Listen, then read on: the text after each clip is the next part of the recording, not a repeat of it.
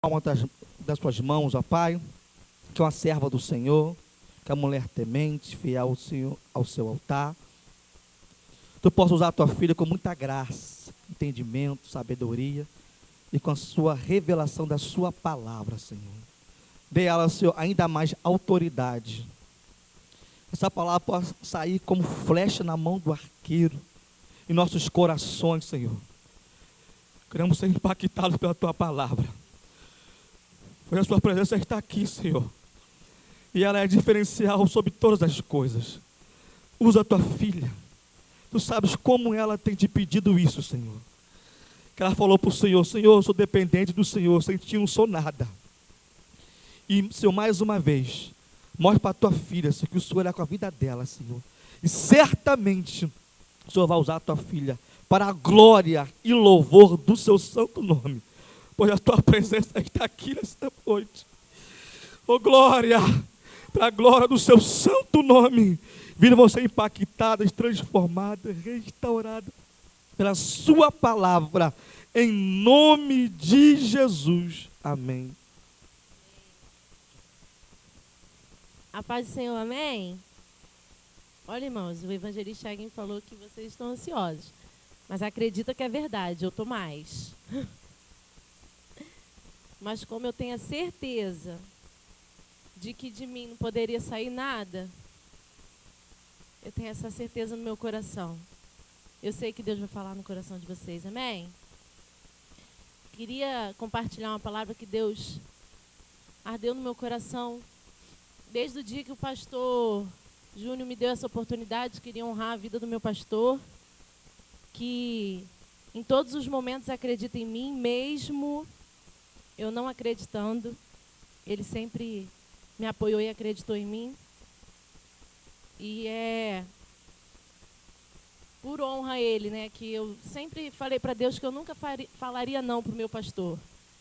Para mim estar aqui hoje é muito difícil, mas como eu fiz um voto ao Senhor que eu nunca falaria não para o meu pastor, eu estou aqui, amém?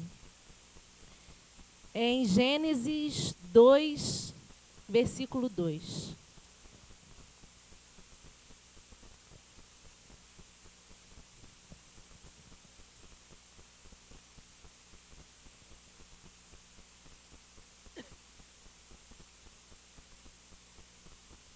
Amém? Bem facinho, viu? Não dificultei nem para os irmãos acharem na Bíblia.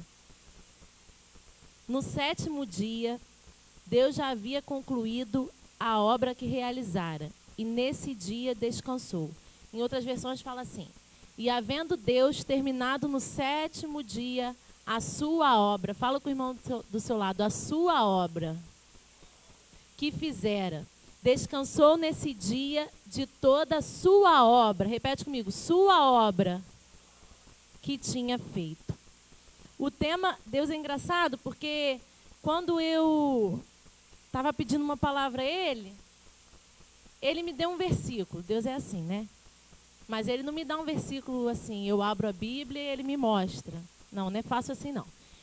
Ele bota o versículo na minha cabeça e aí eu tenho que procurar onde que está. Porque eu confesso aos irmãos que existe uma promessa sobre a minha vida, assim como existe na vida de vocês, amém? E eu fugindo dessa promessa, só eu que faço isso, que os irmãos, é claro, entram na promessa de cabeça, né? Mergulham na promessa, diferente de mim que fujo, não busco muito preparar palavras. A minha amiga Yara até fala, Raquel, eu acho que eu vou nessa aí. Porque eu penso que se eu tenho uma promessa e eu começo a preparar a palavra, né? Deus vai te dar muitas oportunidades. Então, e esperta como eu sou, eu não deixo nada preparado, irmãos. Mas Deus, mais esperto do que eu, tem me colocado assim, contra a parede, e não tem para onde eu fugir agora, né? Eu vou ter que encarar essa daí. Mas aí o Senhor vai e me bota um versículo na cabeça. Eu vou lá, tenho que pesquisar. Onde que está aquele versículo? Aí eu falo, tá bom, Senhor, esse versículo, mas e aí? Aí quando foi na quinta-feira, Tia Anice chegando, eu falei, Tia Anice, Deus desceu o manto. Tia Anice, o que foi? Deus deu o tema. Aí, irmãos, foi a semana toda com o tema e o versículo. E aí? Nada tinha. Mas Deus é fiel. Quando foi ontem, Ele revelou tudo. E aí o tema é o seguinte: pessoas imperfeitas para um projeto perfeito. E aí, como uma boa esposa de arquiteto, Deus falou comigo o primeiro ponto. Deus é um bom arquiteto e mestre de obra. Ele planeja, começa e termina a obra.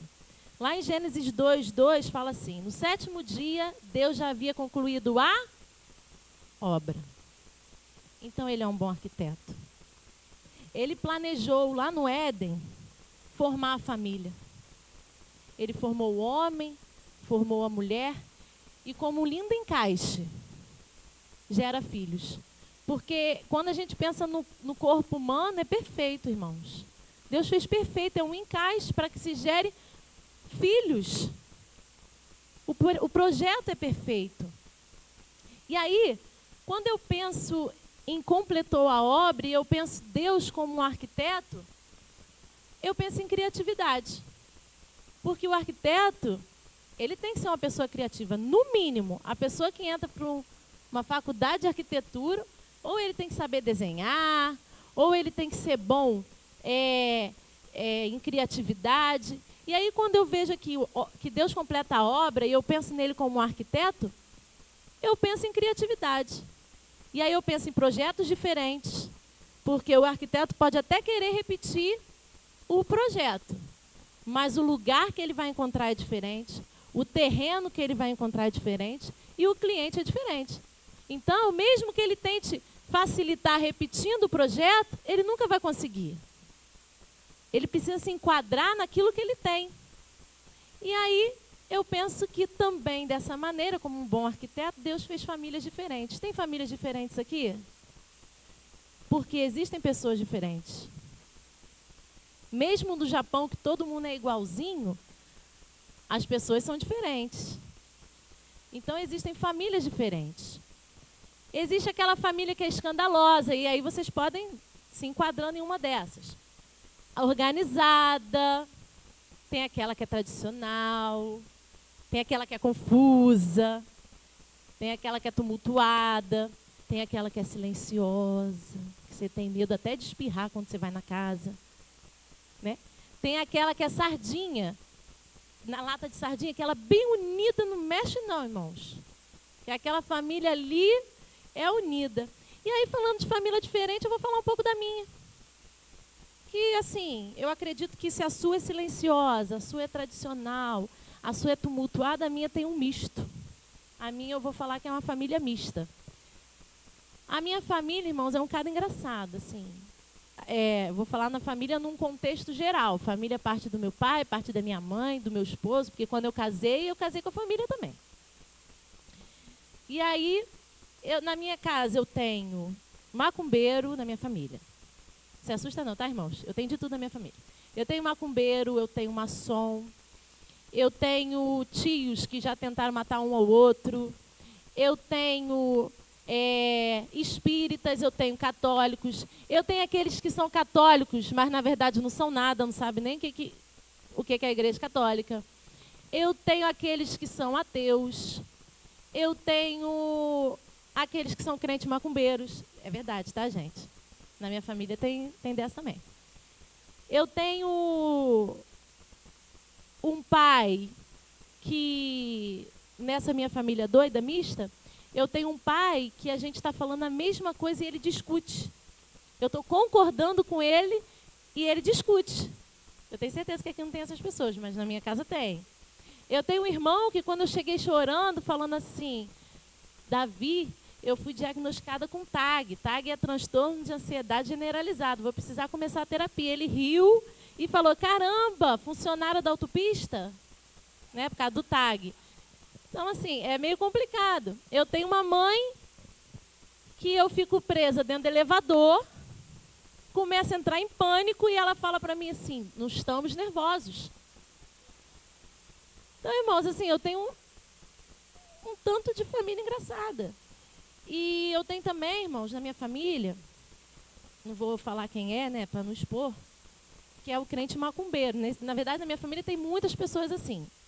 Crente macumbeiro, que é aquele que você não pode abrir o guarda-chuva dentro de casa. É crente, irmãos, mas não pode abrir. Mas eu não sou de Deus não, irmão, porque eu fico abrindo e fechando, abrindo e fechando. Eu poderia o quê? Né? Respeitar o limite do outro, mas não, eu fico abrindo e fechando, fico tentando, irmão.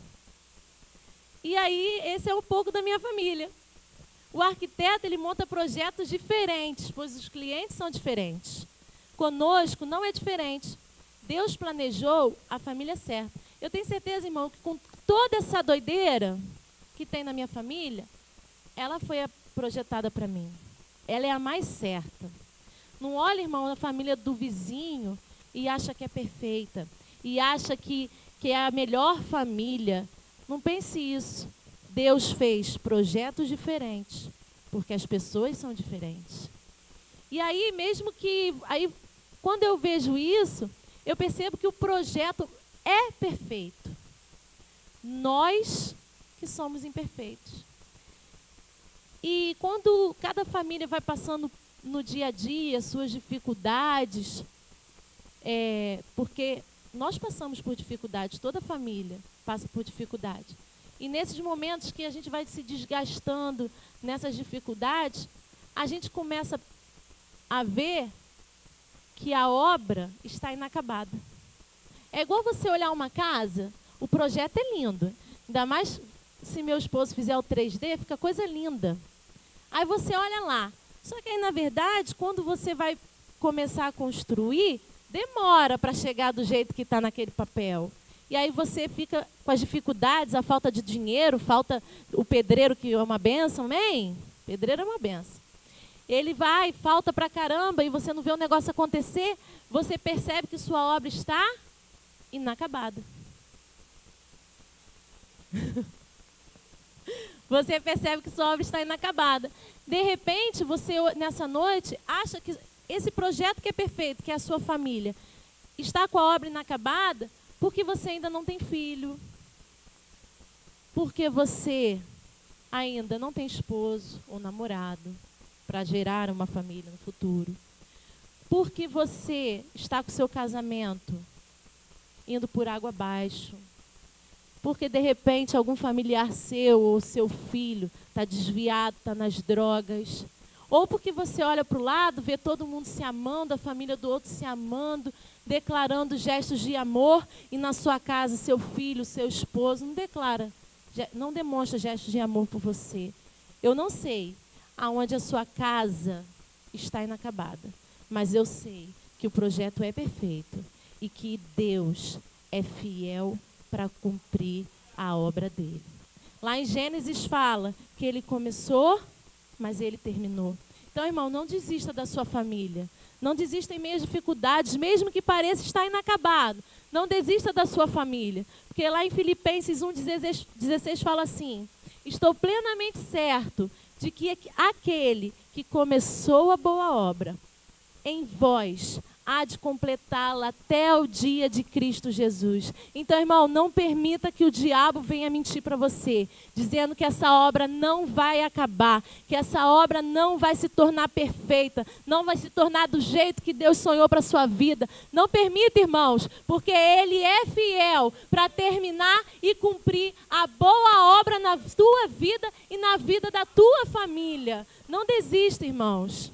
E aí, quando Deus foi falando comigo em relação à obra inacabada, o projeto é perfeito, Senhor, eu comecei a questionar, o projeto é perfeito, mas por que tantas famílias são destruídas? Por que as pessoas desistem de casamento tão fácil? Por que pais e mães largam filhos por um cônjuge, por um namorado? Por que, Senhor? E aí, Deus falou comigo, porque as pessoas são imperfeitos.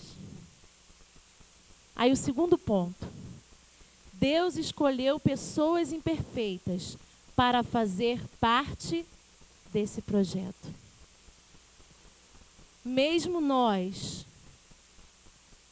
sendo imperfeitos, Ele nos escolheu para fazer parte desse projeto lindo que é a família. Ele poderia escolher qualquer outro, irmãos, mas Ele nos escolheu com todas as imperfeições, para botar,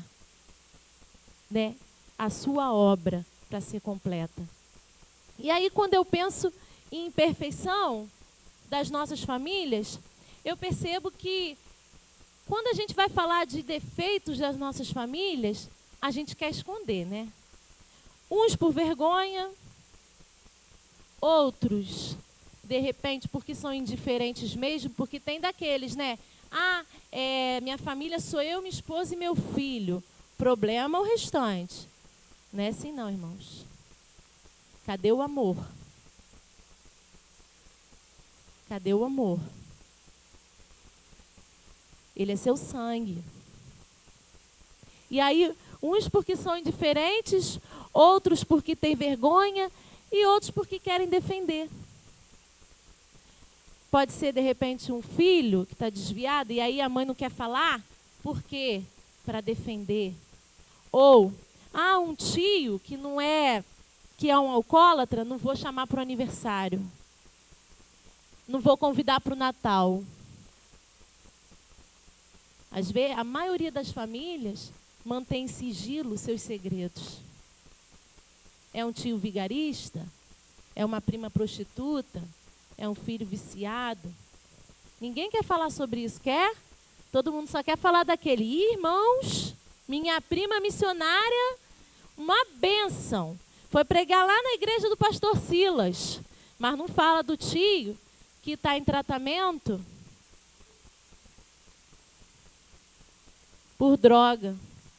Não fala, de repente, de uma irmã que está em depressão. Porque é mais fácil falar para a sociedade da missionária que está lá no pastor Silas Malafaia. Mas Jesus, como sempre, perfeito, fez diferente. Na árvore genealógica de Jesus, tinha fruto podre. Não pensa você que ele era perfeito, mas que a família dele era perfeita, não, irmãos. Ele tinha fruto podre na árvore genealógica dele.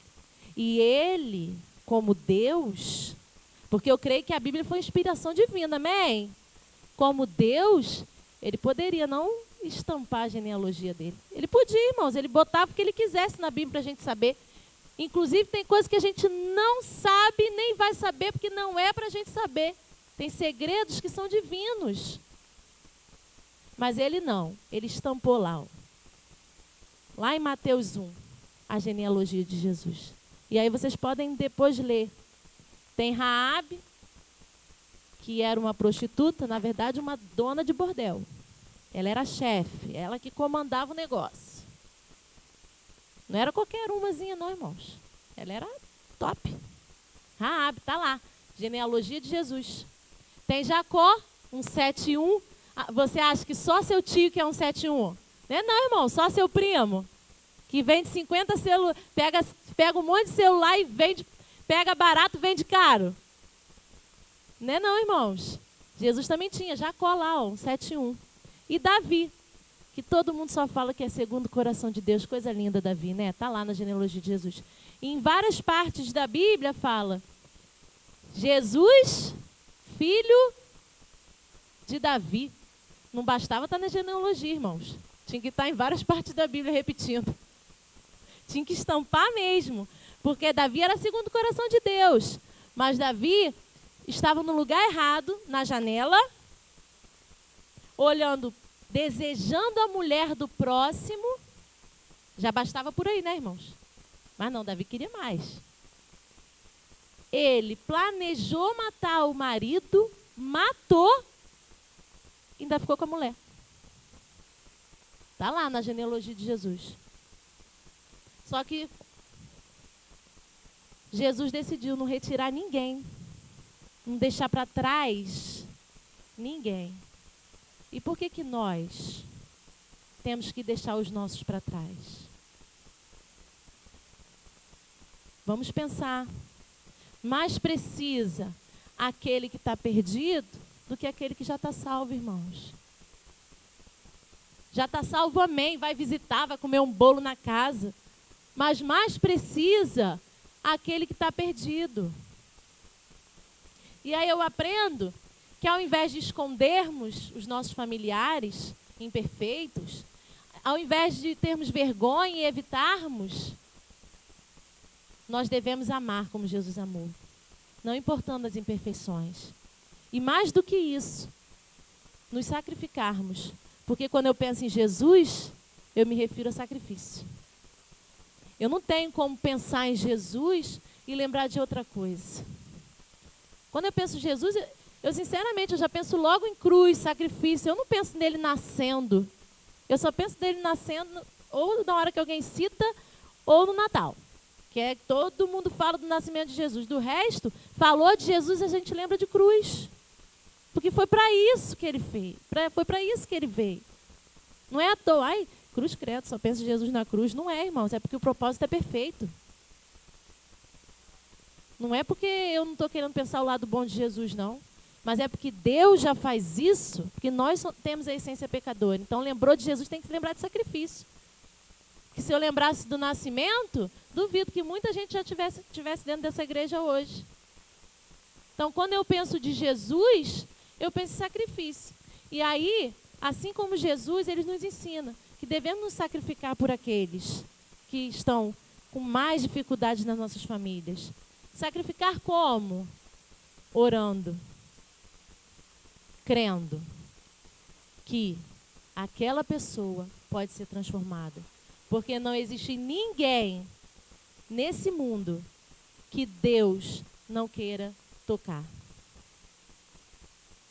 E aí você pode falar assim, Raquel, mas você não tem noção do que é minha prima. Você não tem noção do que é o meu pai. Quando chega bêbado, Raquel, você não tem noção do que é o meu filho. Deus nessa noite te diz, eu já passei por isso. Por isso que ele deixou estampado lá na genealogia dele, para dizer para a gente nessa noite, eu já passei por isso. E nós vamos passar, amém? Terceira coisa que Deus ministrou ao meu coração. Todo projeto, depois de um tempo, precisa de reforma e de reparo. Toda casa, irmãos, linda, uma mansão perfeita. Se você passar pela rotina, pelo dia a dia, passar anos e você chegar naquela casa e a pessoa não pintar, não reformar, vai estar lá com certeza. Uma tinta caindo, ó. Nossa igreja um dia foi toda pintada. Poucos dias, inclusive. Ó. Todo projeto um dia precisa ser reparado. Minha casa está lá toda pintada, assim, de lápis. Eu já cheguei nessa parte. E aí meu esposo fala pra gente falar, meu Deus, tem que pintar essa parede. Eu falei, não pinta não, que ainda vai vir mais 2. Deixa para pintar. Deixa para pintar depois. Não é verdade, irmãos? Porque eu vou lá e pinto. E eu não vou demorar, amém? Estou orando para o meu milagre chegar para poder dar tudo certo. Aí eu não vou demorar. Aí Davi cresceu, parou. Beleza, pintei. Daqui a pouco vem outro. Aí pintei, daqui a pouco vem outro. Falei, Jefé, fica tranquilo. Daqui a pouco, depois a gente pinta, a gente ajeita e fica tudo bem. Mas todo projeto, depois de um tempo, precisa de reparo. Lá em Jeremias 18, 4 e 6, eu gostaria que vocês abrissem. Jeremias 18, do 4 ao 6.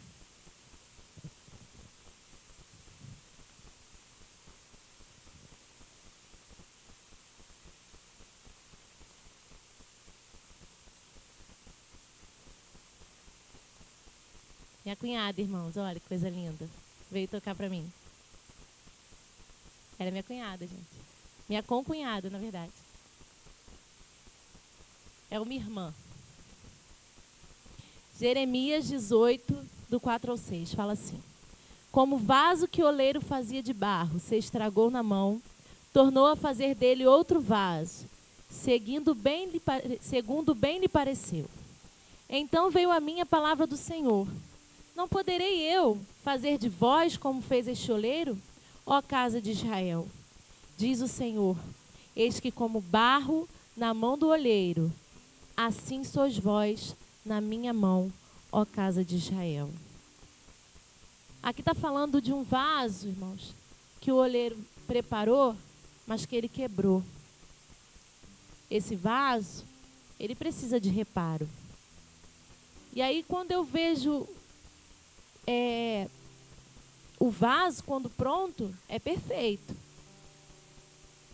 Mas, às vezes, na hora que o oleiro está manuseando, que começa a aparecer imperfeições, ou que ele desmorona, que ele quebra, aí atrasa, não é verdade? O oleiro tem que começar tudo de novo. Na nossa família é assim também, irmãos. Deus fez lá o projeto perfeito. Mas, às vezes, as nossas imperfeições acabam atrasando e estragando a obra. É igual quando o pedreiro está lá na obra, e aí vem um curioso e fala assim, não faz assim não. Ele está lá, ele sabe como é que é. Aí vem um bedeiro e fala, faz assim não. Aí a pessoa não faz. Não ouve o profissional. Dá errado. A obra atrasa. E o que Deus ministrou no meu coração? Ele ensinou, ele botou o papel de cada um dentro da família. Porque a família é perfeita. E Deus é tão perfeito. Quando a gente compra uma tecnologia muito avançada, ela vem com manual. E se eu não leio aquele manual, eu não consigo mexer. Principalmente eu que sou totalmente por fora de tecnologia. Se eu não tiver o manual, eu não consigo mexer. Mas o aparelho vem perfeito. Vem lindo. Foi assim que Deus entregou para a gente, a família. Perfeito. Mas às vezes a gente não quer seguir aquele manual. A gente quer começar a mexer. Aí aperta alguma coisa, bloqueia. Não é assim? Às vezes o amor está bloqueado. Por quê? Porque apertou coisas erradas. Fez coisas erradas. E aí Deus foi falando. Como esposas, não cumprimos o nosso papel.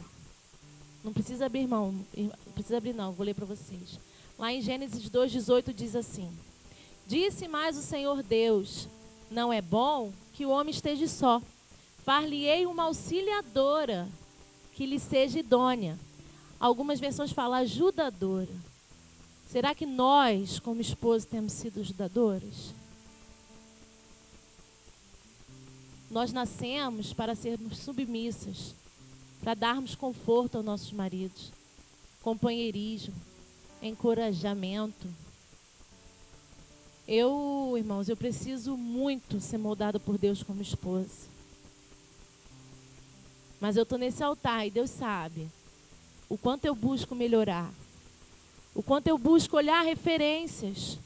Eu no carnaval fui na casa de uma amiga passar o carnaval e ela me constrangeu com tanto amor que ela trata a família dela.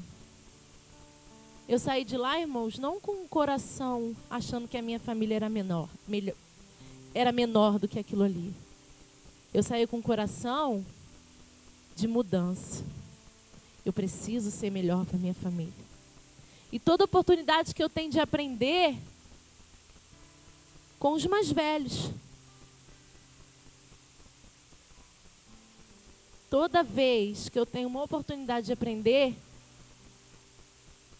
eu busco ser melhor. Toda vez que eu vou na casa de tia Rose serve a família dela, irmãos, é coisa linda. Eu volto de lá constrangida, porque eu preciso servir mais o meu esposo e o meu filho. Eu não sei, irmãos, você como esposa, o que você precisa melhorar. Mas eu sei que como imperfeitos, nós temos sempre algo a melhorar.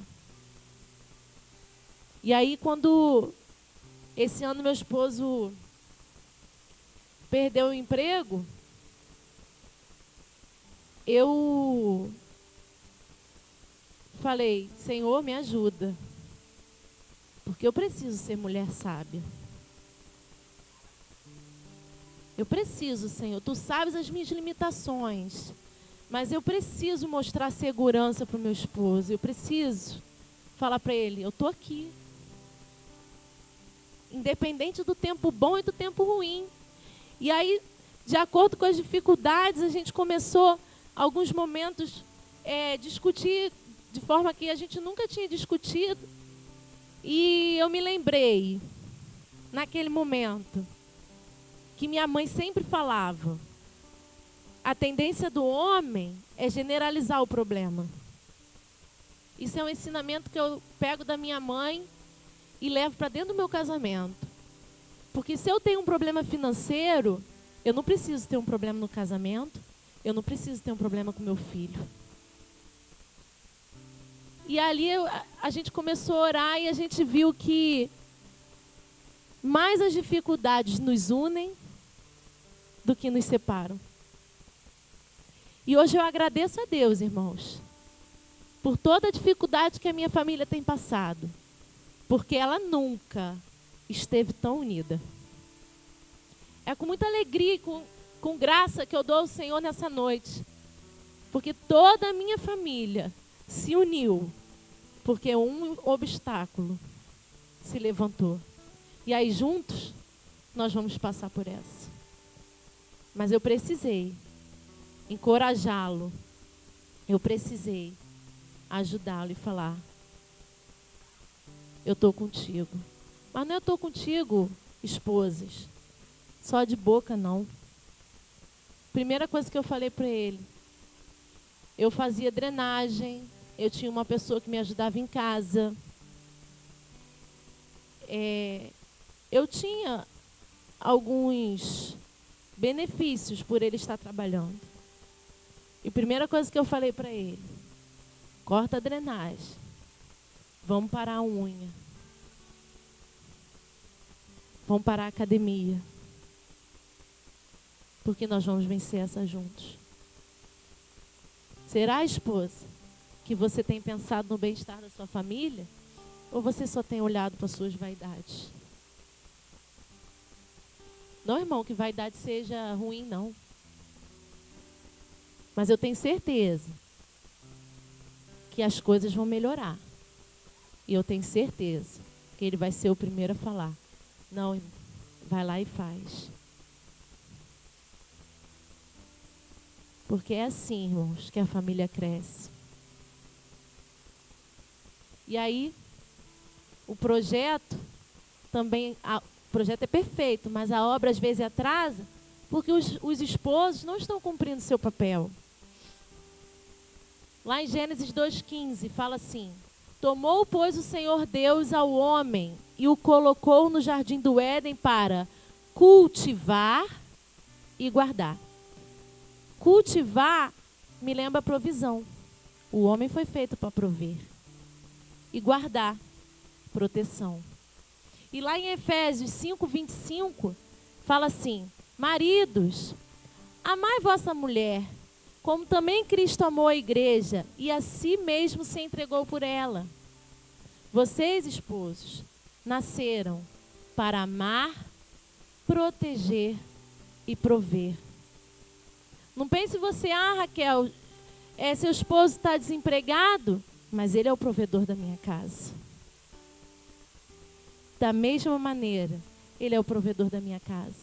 Será que você tem provido na tua casa ou você tem sido preguiçoso?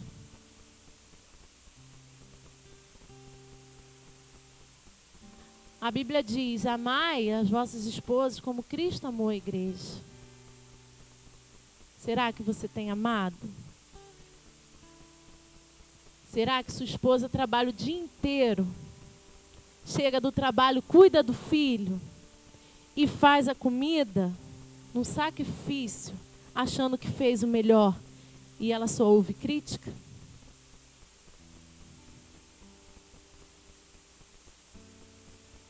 Será que você não pode olhar todo o dia a dia? Será que você tem amado a sua esposa, compreendendo os limites dela?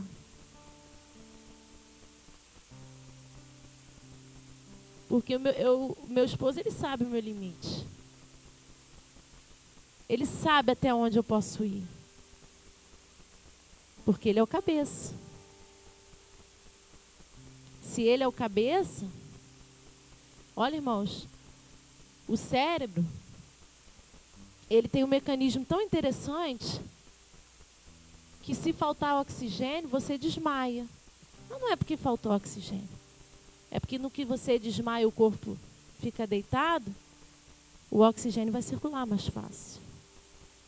O cérebro, ele sabe o limite dele, do corpo. Será, esposo, você tem entendido o limite da sua esposa? Porque ser cabeça não é só para mandar, irmão, é para comandar.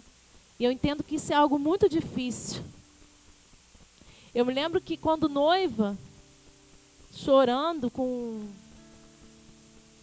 Jefé, porque a gente já conversava sobre essas coisas do noivado. E eu chorava para ele assim, não sei se eu vou dar conta de vida de casada. Porque para homem é muito fácil, falava assim para ele. Para homem é muito fácil. Olha, como é que eu vou dar conta disso, gente? Eu sempre trabalhei, irmão. Eu não sou preguiçosa, não. Eu trabalho muito. Como é que eu vou dar conta da casa? Trabalhando muito, do jeito que eu trabalho. E ele falou para mim assim, e você acha que para mim está sendo fácil? Pensar que eu vou tirar você da casa do seu pai, com tudo que você tem, tendo a certeza que eu quero dar o melhor? Ali eu vi, irmãos, que às vezes nós mulheres achamos que o nosso serviço é tão difícil, mas entenda que o deles são maiores. Porque amar a esposa como Cristo amou a igreja, irmão, ainda bem que eu nasci mulher. Isso é uma responsabilidade muito grande. E eu quero honrar meu esposo porque ele é quietinho. Eu me lembro que quando a gente começou a namorar, as pessoas até zoavam, né? Gente, mas ele é muito novinho até hoje. No criar, falam, ó, seu irmão chegou, brincam assim, né?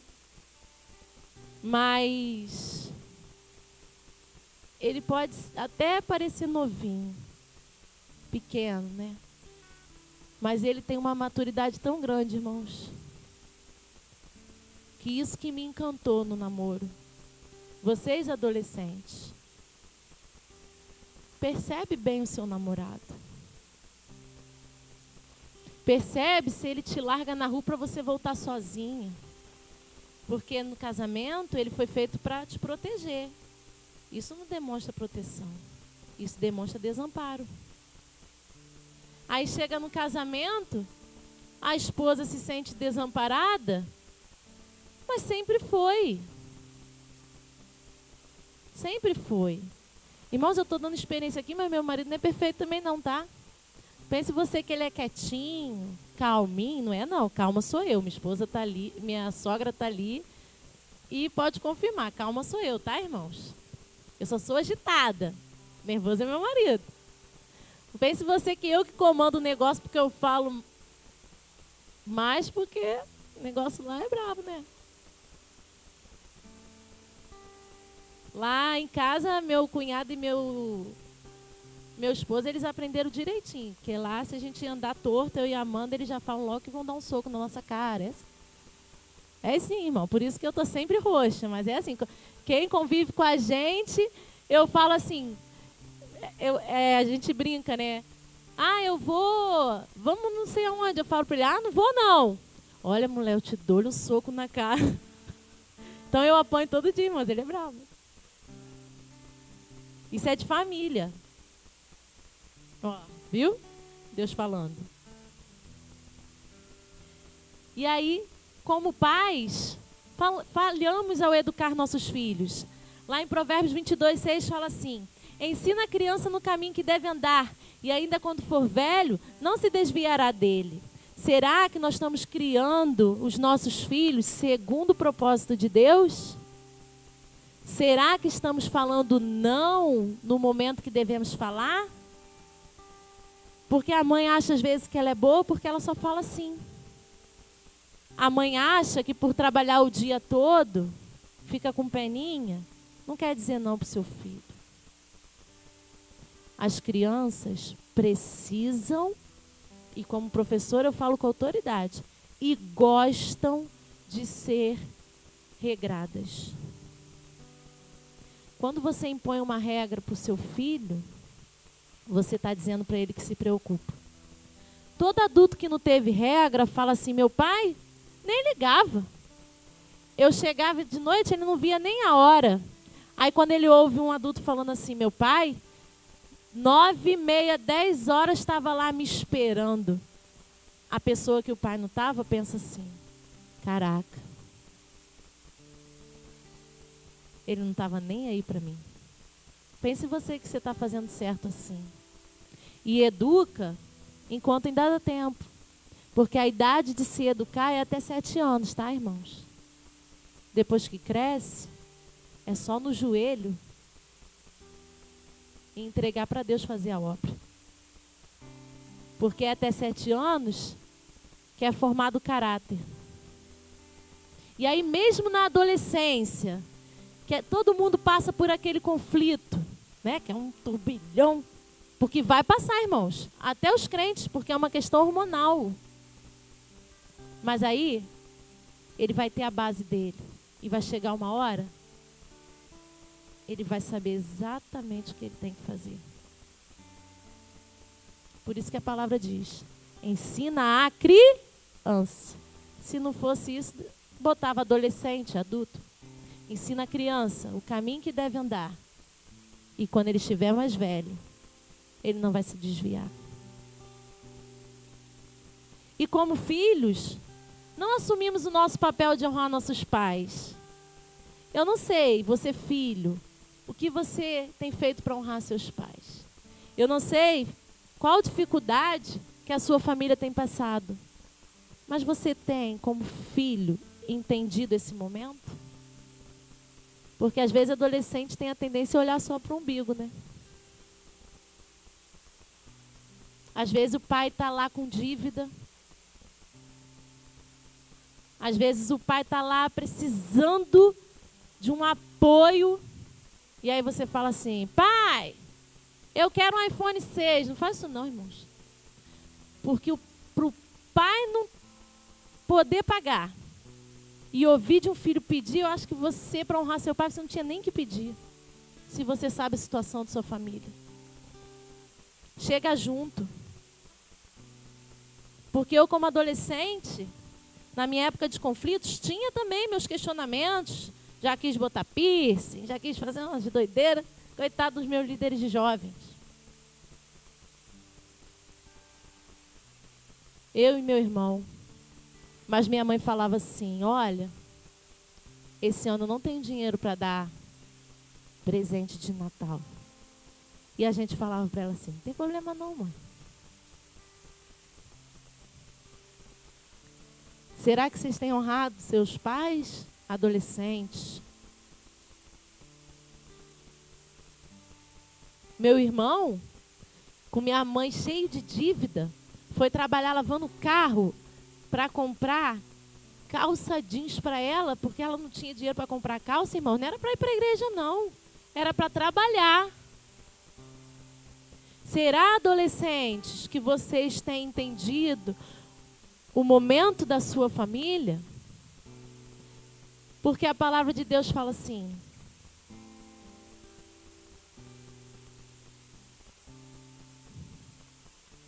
honra teu pai e tua mãe, para que se prolongue seus dias na terra que o Senhor teu Deus te dá. Todos nós temos um papel na nossa família. E quando não seguimos a orientação do arquiteto, o projeto atrasa e fica inacabado. E aí é por isso que desacreditamos da instituição família. Porque quando a gente olha o projeto, é mais fácil falar o quê? A família está destruída. Deixa isso para lá. Do que a gente olhar que as imperfeições... os imperfeitos somos nós, não é o projeto. Por isso que quando fala que família... Tem gente que fala assim, eu não vou casar, a família não dá certo. Porque a pessoa não quer olhar para si. E ver que é ele que é imperfeito. O projeto, família, é perfeito. Nós que somos imperfeitos. Mas nessa noite, se você se enquadrou em alguma dessas imperfeições, peça o oleiro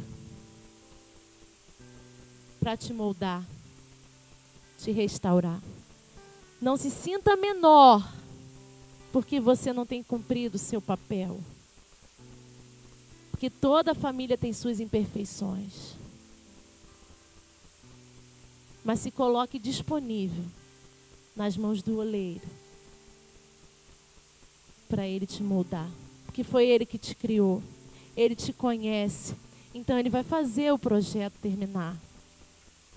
E aí, para terminar, último ponto. Deus falou comigo assim: deixa ele comandar a sua obra.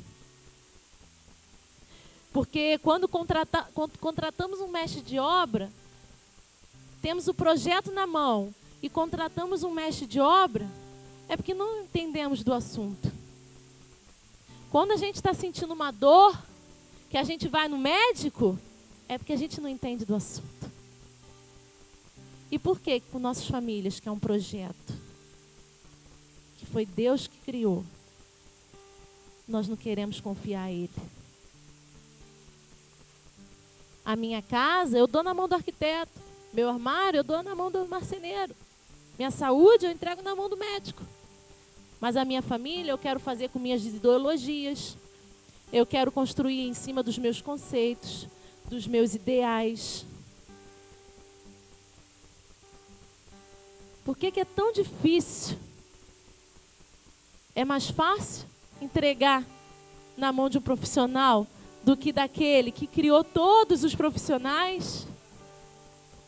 E aí eu quero te fazer uma pergunta para terminar.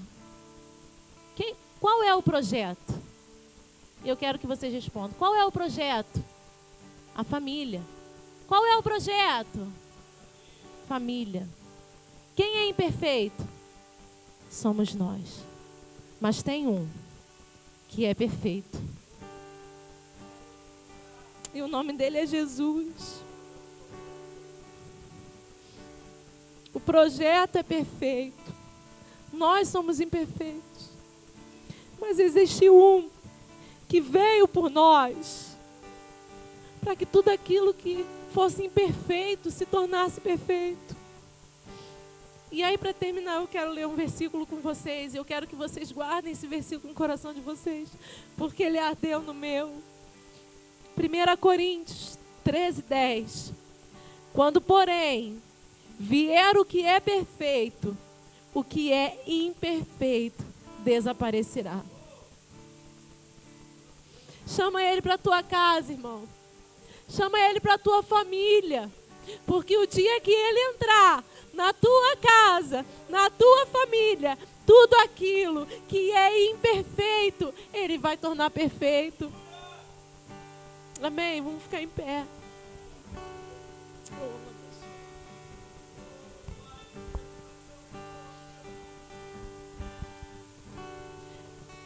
Se você nessa noite se sentiu tocado em algo que eu falei aqui, através do Espírito Santo de Deus, se você precisa ser moldado por Deus para se dedicar mais à tua família, se você precisa melhorar como esposa, se você precisa melhorar como filho, se você reconhece a sua imperfeição e precisa que o perfeito entre na sua vida, eu quero te convidar a vir aqui na frente.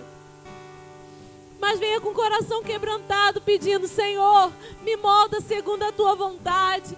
Senhor, venha com a tua perfeição. Porque perfeitos nós não vamos